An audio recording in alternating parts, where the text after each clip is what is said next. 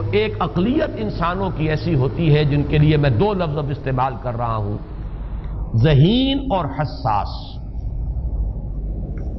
ذہین اور حساس لوگوں میں قبض اور بسط کی کیفیت، یہ مختلف سائیکلز ہیں جو آتی رہتی ہیں۔ کبھی طبیعت میں پشمردگی ہے، دل بجھا ہوا سا ہے، کچھ نا امیدی سی ہے، خود اپنے اوپر اعتماد کی کمی محسوس ہو رہی ہے، مجھ میں صلاحیت نہیں ہے، میں کچھ نہیں کر سکتا، اب تک جو کچھ کیا اس کا بھی ہے، امنگ بھی ہے، امید بھی ہے، روشن پہلو نظر آ رہے ہیں۔ قبض کی کیفیت میں تاریک پہلو نظر آتے ہیں، مایوسی کے پہلو نظر آتے ہیں، پیسیمزم کی کیفیت، اور یہ جو بسط کی کیفیت ہے اس میں روشن پہلو۔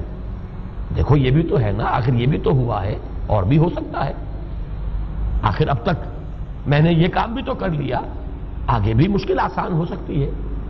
یہ دو کیفیات ہیں قبض اور بسط کی، جن کو کہ صوفیاء کرام نے یہ اصطلاحات، یہ عنوان دیے، قبض اور بسط۔ جتنی انسان کے اندر حساسیت کی کیفیت زیادہ ہوگی، ذہانت زیادہ ہوگی، اتنا ہی یہ جو ویوز ہیں اس کی ایمپلیٹیوڈ زیادہ ہوتی ہے۔ کم ذہین انسان ہے، کم حساس ہے، آئیں گے تو صحیح ہے، لیکن یہ کہ وہ ویو جو ہے اس کا ایمپلیٹیوڈ جو ہے اس کے اندر اوپر اور نیچے کی کیفیت زیادہ نہیں ہوگی۔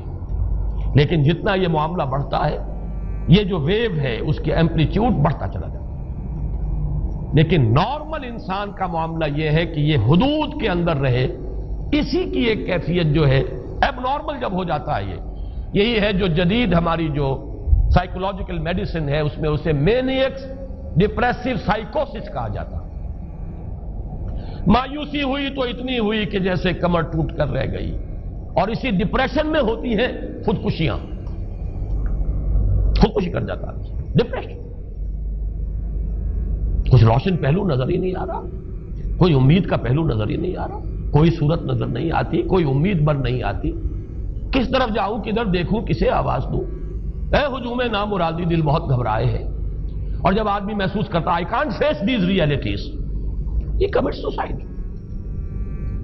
یہ اور جب کیفیت ہوتی ہے انشراح کی تو آدمی خوب بھاگ رہا ہے، دوڑ رہا ہے، امنگ ہے، محنت ہے، دوڑ رہا ہے، امیدیں ہیں، اب ہر چیز کا روشن پہلو نظر آ رہا ہے۔ عجیب ہے یہ۔ اصل میں مجھے کچھ تجربہ بھی ہوا ہے، ہمارے خاندان میں بھی یہ مرض موجود رہا۔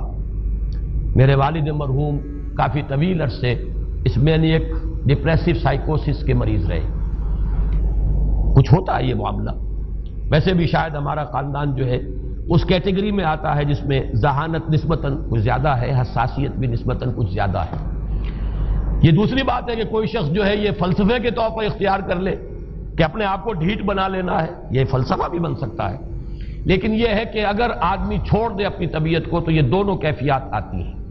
انہی کیفیات میں اگر یہ جو اپورڈ اینڈ ڈاؤنورڈ موومنٹ ہے یہ ایک حد سے نکل جائے تو یہ بیماری ہے مینیک سائیکوسس، مینیک ڈپریسو سائیکوسس۔ اس میں جب آدمی ہوتا ہے وہ اپر کیفیت میں تو اس کے اندر بڑی عظیمت ہے، روشنی ہے، امید ہے، لوگوں سے گفتگو کر رہا ہے، ہنس بول رہا ہے، خوب جو ہے محفل کے اندر، اب وہ محفل میں اسے دلچسپی محسوس ہو رہی ہے اور اسے ہر چیز کا روشن پہلو نظر آ رہا ہے، خود اپنے وجود کا بھی روشن پہلو، دوسروں کے وجود کا بھی، دوسروں کی بات میں سے بھی وہ اچھا پہلو تلاش کریں گے، وہ برا پہلو تلاش نہیں کریں گے۔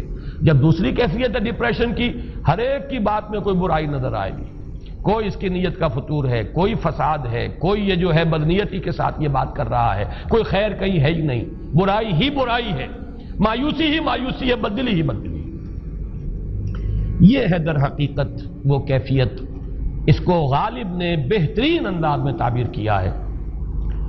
ذہین اور حساس انسانوں میں ان کی جو ترقی ہے وہ انہی مراحل سے ہو کر گزرتی ہے، اور ہر ڈپریشن کے بعد، ڈپریشن میں اس سینس میں استعمال نہیں کر رہا یعنی بیماری کی حد تک پہنچنے والی ڈپریشن نہیں، صرف قبض کی حد تک پہنچنے والا معاملہ۔ ہر قبض کے بعد جب بسط آتا ہے تو آگے ترقی ہوتی ہے، جس کو آپ کہتے ہیں بائی لیپس اینڈ باؤنڈس، آدمی جو ہے چھلانگ لگاتا ہے، گویا کہ ایک درجہ جو پہلے تھا اس سے آگے درجہ انسان کا جو ہے اس سے بلند تر پوزیشن پر انسان پہنچتا ہے. ہر قبض کے بعد جو نیا بست آتا ہے وہ ایک نئی کیفیت، نئی شان، نئی بلندی، نئی رفعت لے کر آتا ہے. اس کو غالب نے تعبیر کیا ہے بہت خوبصورت انداز ہے. رکتی ہے میری طبع تو ہوتی ہے رواں اور. یعنی شاعر بھی کبھی ایسا وقت آتا ہے شعر جو ہے وہ اس پر نازل ہی نہیں ہو رہا، شعر نہیں کہہ پا رہا، طبیعت میں رکاوٹ سی ہے، بندش سی ہو گئی ہے، کوئی کلام موضوع ہو ہی نہیں رہا. لیکن پھر جب یہ کیفیت جو ہے بدلتی ہے اور جب پھر بست کی کیفیت آتی ہے، رکتی ہے میری طبع تو ہوتی ہے رواں اور، پھر اس کے اندر ایک جولانی نئی ایک کیفیت جو ہے انشراح کی، وہ ایک بالکل نئی کیفیت، نئی شان کے ساتھ. یہ ہے وہ معاملہ جو ان آیات مبارکہ کے پس منظر میں ہے. اسی لیے اب میں آپ کو اس کا حوالہ دے رہا ہوں. تفسیر مظہری میں قاضی ثناء اللہ پانی پتی رحمت اللہ علیہ نے بہت عمدہ بات فرمائی ہے کہ حالت قبض اگر کسی شخص پر طاری ہو تو اس حال میں اکسیر کا درجہ رکھتی ہے یہ سورہ مبارکہ، اس لیے کہ یہ نازل ہوئی ہے محمد الرسول اللہ صلی اللہ علیہ وسلم پر اسی حالت قبض میں.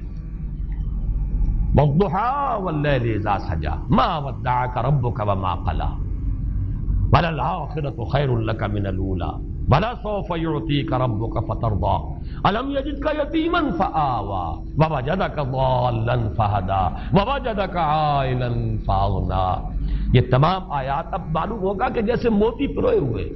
ایک لفظ قبض، اب اس میں جو بھی واقعاتی اور جو میں نے آپ کو روایاتی جو بھی پس منظر بیان کیا وہ بھی فٹ بیٹھ رہا ہے.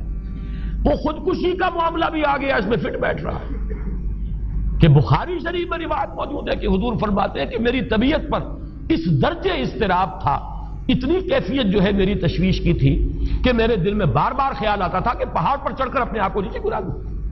یہ سارے معاملات اب آپ کو محسوس ہوگا جیسے تمام کڑیاں جو ہے وہ جڑ گئی، جیسے رات کو اب آپ اٹھ نہیں پا رہے، اضمحلال ہے، اعصابی جو ہے اعصاب اس درجے متاثر ہو چکے ہیں. صرف یہ ایک احساسات کی کیفیت نہیں ہے، آپ کی قوت فعلی جو ہے، قوت عملی، وہ بھی اس درجے متاثر ہو چکی ہے کہ کئی راتیں گزر گئی اور آپ رات کو نہیں اٹھ سکے، جس پر کہ ام جمیل کو یہ کہنے کا موقع مل گیا کہ معلوم ہوتا ہے محمد تمہارا شیطان تمہیں چھوڑ گیا. اب یہ جملہ اپنی جگہ پر اس کی کاٹ ہے یقیناً، اس سے یضیق صدرک بما یقولون، لیکن وہ کیفیت جس کی وجہ سے یہ جملہ آیا ہے اس پر نگاہ دوڑائیے، اس پر نگاہ کو مرکوز کریں گے تو معلوم ہوگا ایک لفظ قبض، یہ قبض کی ایک کیفیت تھی. اس قبضی کی کیفیت کا ایک مظہر یہ ہے کیونکہ یہ بھی تو در حقیقت قلب مبارک جو ہے محمد الرسول اللہ صلی اللہ علیہ وسلم کا، اسی پر تو وحی کا نزول ہوتا تھا. یہ بھی وہی داخلی احساسات و کیفیات کا معاملہ ہے، یہی بھی در حقیقت یہ واردات قلبیہ ہی کا سارا معاملہ ہے.